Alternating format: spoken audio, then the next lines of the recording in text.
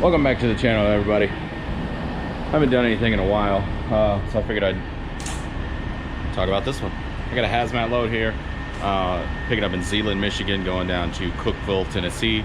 So it gets me home for the weekend. I should be home tonight as long as my hours let me, but we'll see. So I got the load here, got it all strapped up, and we're gonna talk about this load here once I get on the road, because it's been interesting to say the least. The money side of things here. Yeah, I'll slide my tandems forward. This thing weighs roughly 35,000 pounds. We'll talk about that when we get rolling. So let me slide these tandems, shut the door, and I'll get back with you. Oh, so we got the door shut. I had to pull out of the way for a local guy to back in there, and had to put on the last set of placards on the door. Well, they were already on when you seen all that, but I almost forgot to put the placards on the back door, because I put them in the door like my pouch over on the passenger side. That's where I store all of my extra placards and used placards and all that. I put them over there just thinking I was done. They were extras, and yeah, that would have been bad. That would have been a big violation. But I got the bill of lading here. I want to show you some stuff that I had to do to make it legal with hazmat. And sorry about the hazard sound right now. But yeah, so let's look at this. So this is everything I'm hauling, obviously. I did send a copy of this to the hazmat department at Landstar, just to kind of confirm that everything was okay on the up and up. This was not highlighted. Page 1 of 1, they told me to put that there just so in case I do have an issue, they're not looking for multiple pages. And then the weight, they didn't have like a total weight. She said just go ahead and put an LBS there for pounds. And other than that, all of this stuff is okay together. It's all in this wonderful handy dandy book here of in 131 is the guide number, so I got the page turned down there, and then also 154 is the guide number, so I got that turned down as well. And I'll just kind of fold the page, fold the bills, fold this page in between here, and then I'll set it up on my dash, and yeah, we'll get on the road. But yeah, it's always a good idea to send your hazmat paperwork in. If you're not sure about the securement of the load, send a picture of that in, and they'll tell you what to do with that.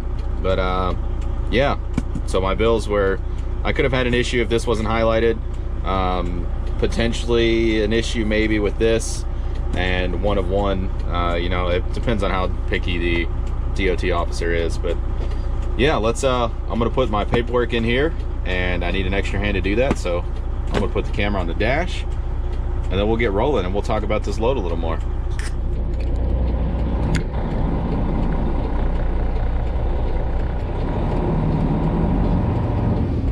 Do a little tug test here real quick, make sure everything is secure.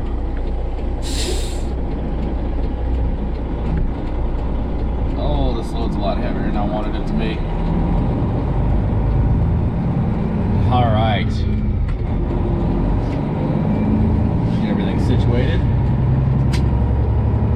Get on down there to home. What do you say? Wasted a lot of time on this load, going back and forth with the broker. And I guess C.H. Robinson and all that kind of stuff. But we'll get into that here in just a minute.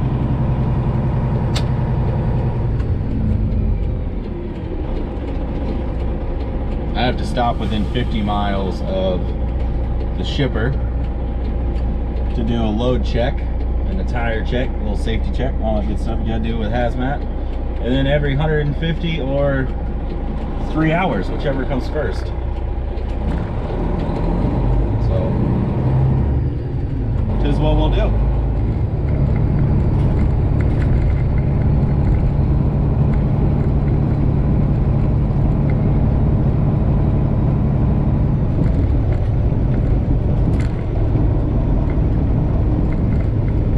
I stopped earlier at the pilot in Benton Harbor, do my safety check load, tires, and all that good stuff, and then head back on the road here at 31. I'm gonna run this down into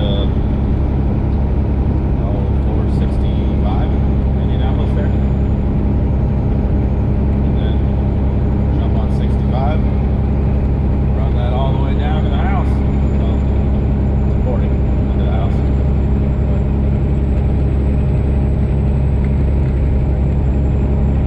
So this load, guys,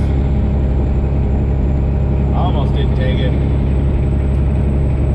And it's like I told the guys, the principle of the load, it's not just a matter of the money. I mean, that's part of it. I mean, obviously the money is, I'm not gonna take a cheap load, you know.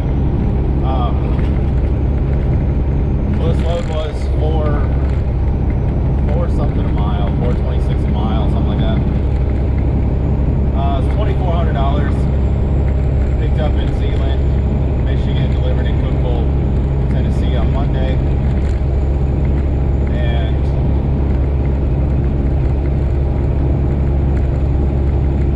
I booked it. It's supposed to be like 22,000 pounds. That's what the Raycon said, you know, hazmat, no big deal. I don't care if it's hazmat or not, that doesn't bother me. When I get over to the shipper, they had no idea I was coming. They had it scheduled for Wednesday for a local guy to take it somewhere for 1,900. So I'm already like, oh great, I'm gonna lose this load. Okay. Well, then they give me the bills and they're like, no, it's fine. You take it. 20, like whatever I agreed with my agent, which was the 2,400. And I'm looking at their bill of lading. It says 35,900, whatever the bill said, some pounds, almost 36,000 pounds. And I'm like, well, this isn't right. This is, you know, several thousand pounds heavier than it should be. And so I let the agent know, sent him a copy of the bill, and just kind of was like, yo, just want to make sure everything's square, you know, it's not, we're not getting screwed here. Obviously, I don't want to haul a heavier load than I have to. That's why I book light loads. Try to at least. But regardless, the agent's like, alright, I'll get back with you for review. You know, obviously that's, you know, 10, 12,000 pounds heavier than it should be. So let's get this figured out, figure out if they're gonna give you more money or take off some of the weight. And I'm like, alright, fine. So like 45 minutes goes by, and I'm like, yo, anything? You heard anything? He's like, yeah, we're working on it. I'll let you know. So he calls me back and he's like, hey, I still haven't heard anything from C.H. Robinson, which that was a clue for me that it's a problem. He's like, I'm just kind of telling you ahead of time what I think is going to happen, that they're not going to give you any more money, and they're not going to take any weight off. And I'm like, well, that's not right. And he's like, well, I can bust out some accessorials for you and change the fuel and do everything I can to help you to stay on this load. And he's like, I know it doesn't make it a whole lot better, but, you know, it helps out a little bit. And I'm like, I mean, I appreciate that, and that's nice of you. You don't have to do that. My problem is, it's the principle of the matter. The whole fact of like, hey, here is what we're agreeing on. And then you change it when I get there and be like, oh, well, you're going to haul the extra 10, 12,000 pounds, or don't take it at all. And geez, that was rough. And it's just kind of like, that's absolute BS. But I wound up taking it because it's my ticket home. This load gets me home. And we got to help move my mother-in-law's stuff out of her apartment. You know, obviously she passed away, so now we have to deal with her effects and, you know, just get all that stuff taken care of. So I need to be home this weekend. And I wound up wasting like 2.5 hours there because of that, and just the load time and having to secure everything, just everything all together, and just wasted a lot of time. And it just sucks. So my issue, man, is like, something to it. Like let's agree to 24,000 pounds, pick up this day, deliver this day for X amount of money, and you don't change anything. It's like, what if I was like, okay, well I agreed to deliver Monday, but I'm not going to deliver till Thursday. I just want to stay home a little longer. You know, like that's kind of messed up. But it just seems like the driver's getting the short end of the stick. But a lot of people wouldn't even care. They're just like, whatever, I'm just going home. And that's kind of where I'm at to a point, but it's still frustrating. So that's my rant. Just kind of, these roads are freaking terrible, Michigan. Good God. I know the Indiana line's up here 3 miles. Cannot wait to get to that.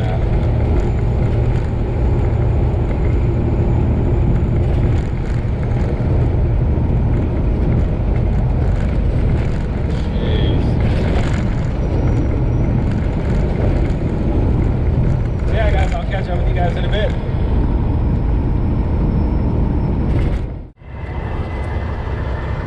Good morning, everybody. Good afternoon, good evening, good night, whatever it is for you. Just doing a pre-trip this morning. Checking out the truck, trailer, make sure the load's secure. Get on down to the house. Get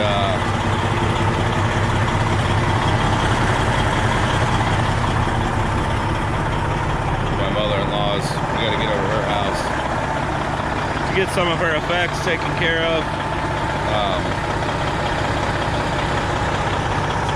But yeah, we're gonna get on down the road here this morning. Really tired. I did an 8 split, so it's just after 8 hours being in Sleeperberg. Gonna get on the road. Crazy thing is, this light didn't want to work half the time. I'd have to go around in the back and mess with the wires to get it to work, but after I got a truck wash, it works fine. It just needed to be cleaned. I don't know. Bunk heater works great, even on low. Man, it'll freaking make you sweat. I woke up this morning, probably 2.5, 3 hours ago, just sweating. So I had to shut it off. God, even on low, that thing puts out some heat. But let's get on the road, get down there to Tennessee.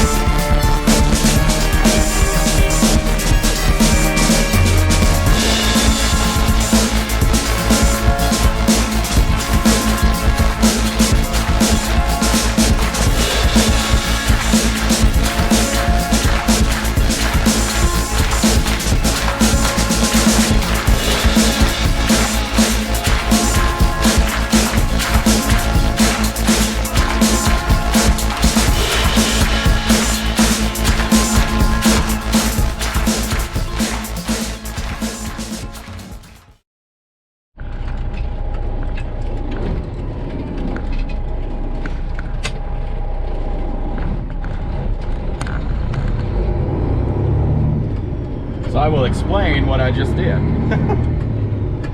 passed it. And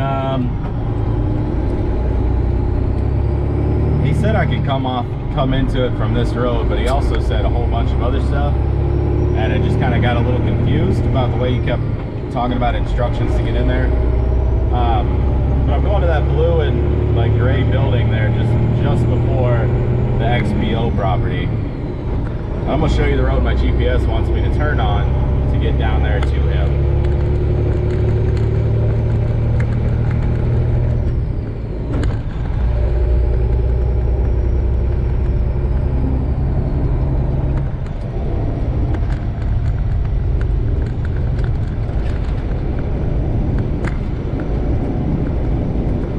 This bridge has a weight limit of 15 tons. How is that? Like, you have a truck dealership right there. How does that work?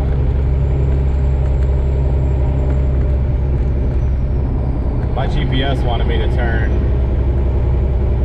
this road up here on the right. I'll show you, I'm not going that way.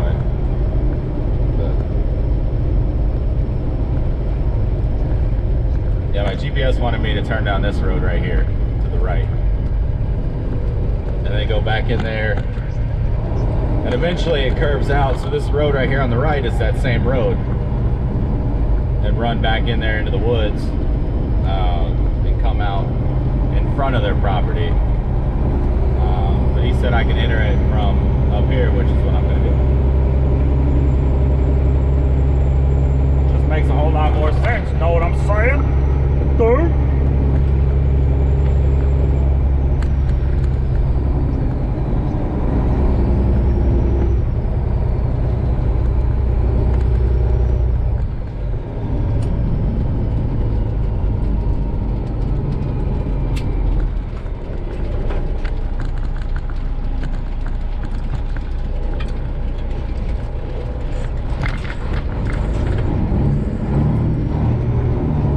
There he be right there.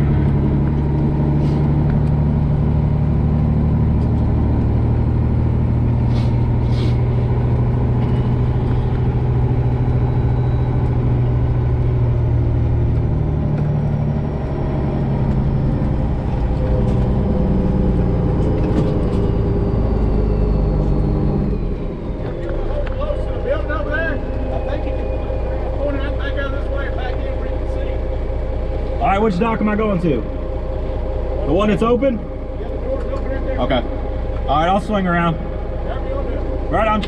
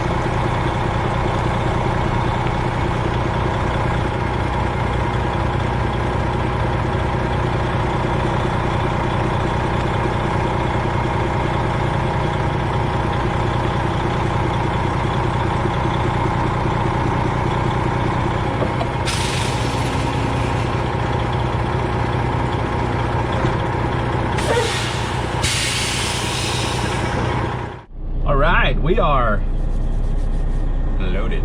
We're going to pull the truck forward.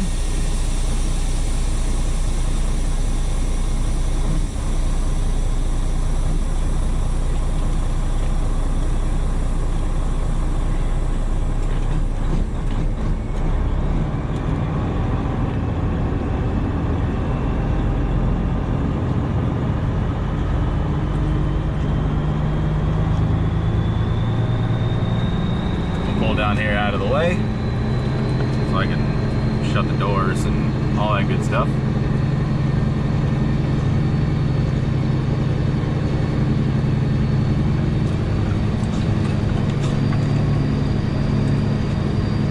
It's a pretty interesting conversation with that guy. He works for a guy that owns several car washes, and he's owned a couple of them himself. And he was talking, depending on the area that you're in,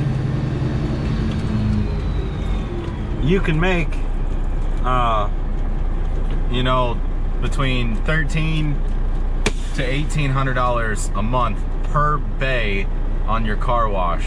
So if you got like a 5-bay car wash, $1,300 to $1,800 a month per bay, plus whatever the tunnel makes, which is, you know, could be another $2,000 to $3,000 a month on the you know, the automated tunnels.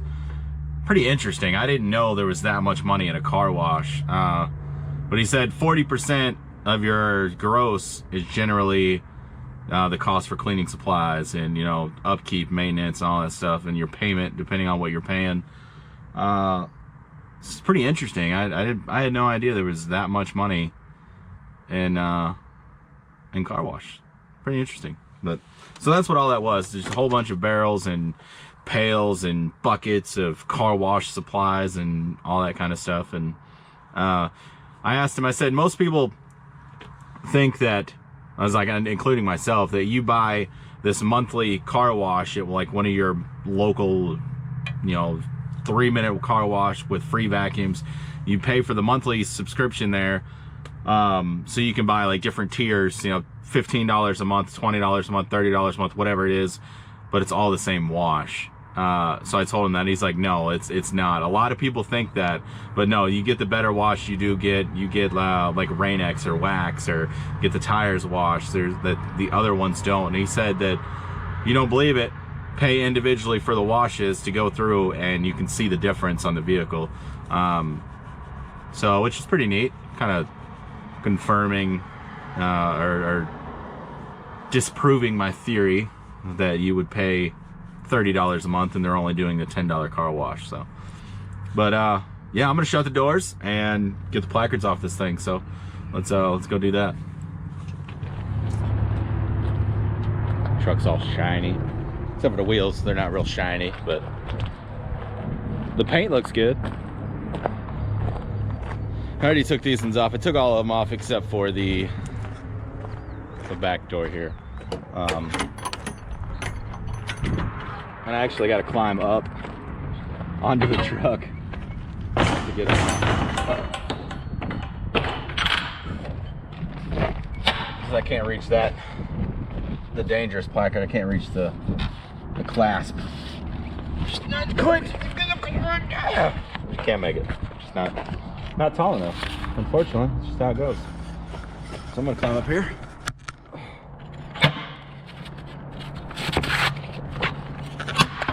Oh, gotcha. All right, got all our straps put back in there. Well, I had another load after this, and he called me on my way here to deliver this one and told me that they canceled because of the ice storm 2 weeks ago, which I thought was kind of funny. That's okay, you're still suffering, because it was only a short load. I had a problem with this earlier.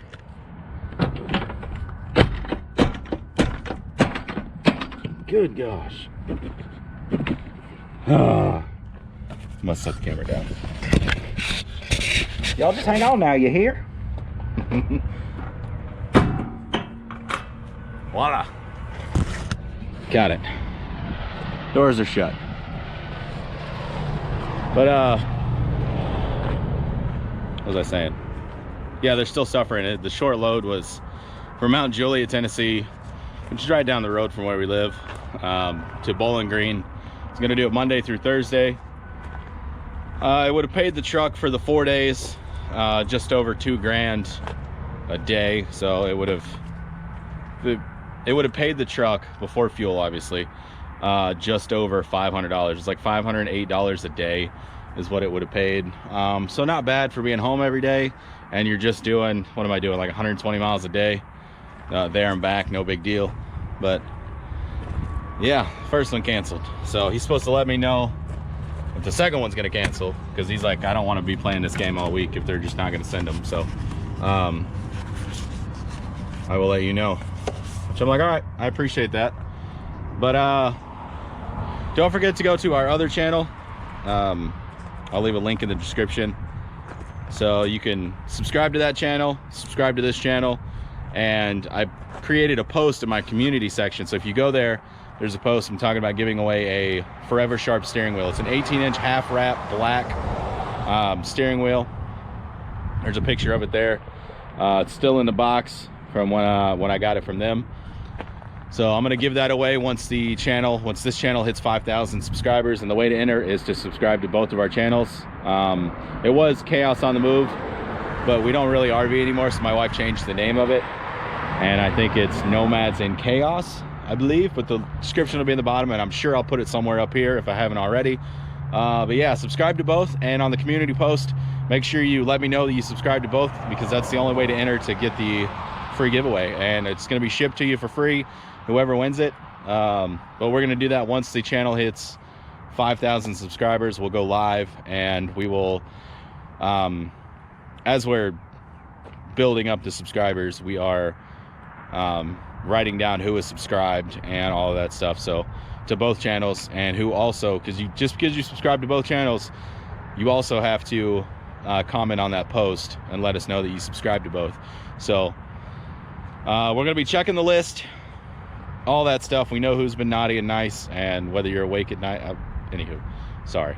I think Christmas is coming, right? But anywho, so that guy looked at me like, it's like, what the hell is he doing out there standing with a camera? But yeah, like, share, subscribe, give your family hugs and kisses, let them know you love them, and you never know when it's gonna be the last. So, you know, always be kind, and until next time, guys, y'all stay safe out there, love one another, be safe, don't have too much fun. Like, share the YouTube stuff. We're just gonna do that. I think I said that already. All that YouTube goodie stuff, because you don't want the monsters to come out from under your bed and get you because you didn't subscribe. You just don't want that to happen. But trust me, I've seen it happen. It's not good. But yeah, y'all be good, stay safe, and I'll see y'all in the next one.